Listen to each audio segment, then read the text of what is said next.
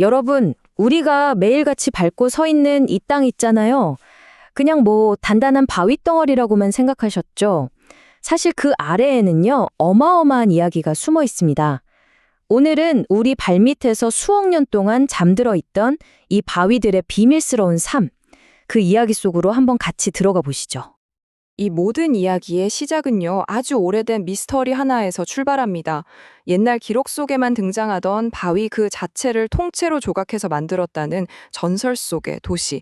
네, 바로 그 유명한 페트라 이야기입니다. 아니, 근데 상식적으로 말이 되나요?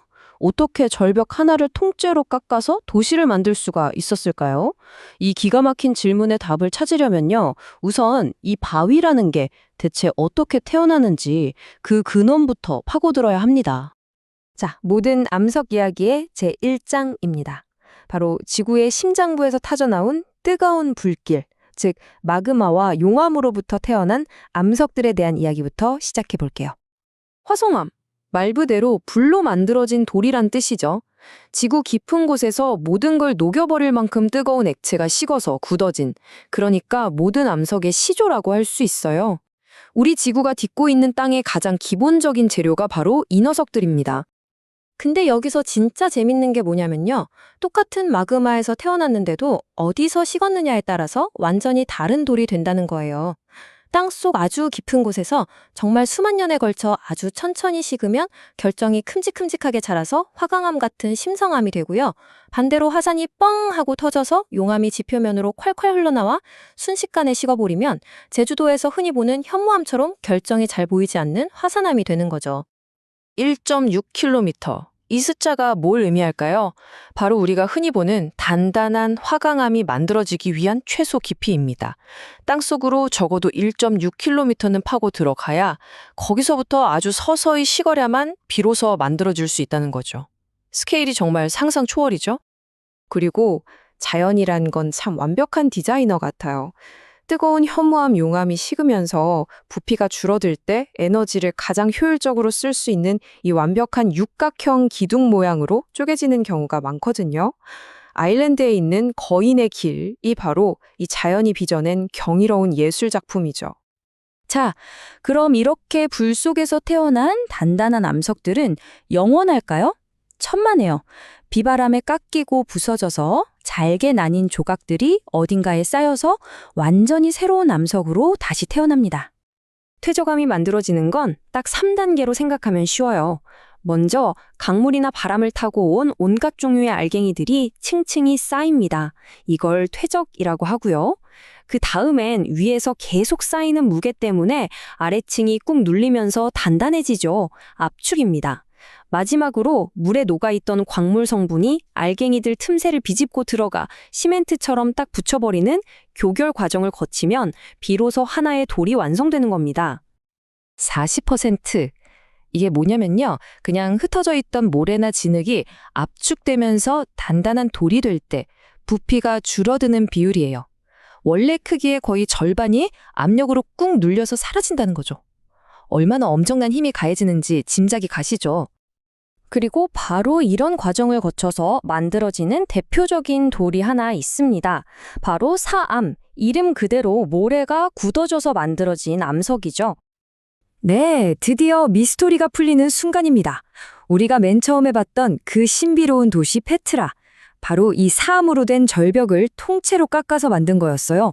화강암처럼 너무 단단해서 조각하기 힘들지도 않고 진흙처럼 너무 무르지도 않은 딱 조각하기 좋은 성질을 가진 이 사암 덕분에 그 기적 같은 건축이 가능했던 겁니다.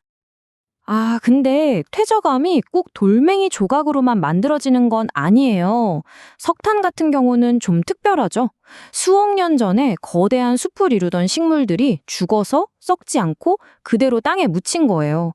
그리고 그 위로 엄청난 압력과 열이 가해지면서 만들어진 말하자면 식물 화석이자 또 다른 종류의 퇴적암인 셈이죠. 자, 이제 암석 이야기의 마지막 장입니다. 이미 만들어진 화성암이나 퇴적암이 땅속 아주 깊은 곳으로 끌려 들어가서 어마어마한 열과 압력을 받으면 어떻게 될까요? 네, 맞습니다. 원래 모습은 온데간데 없이 성질이 완전히 바뀌어버립니다. 변성암을 자세히 보면 이렇게 결이 살아있는 듯한 줄무늬를 흔히 볼 수 있거든요. 이걸 염리라고 부릅니다.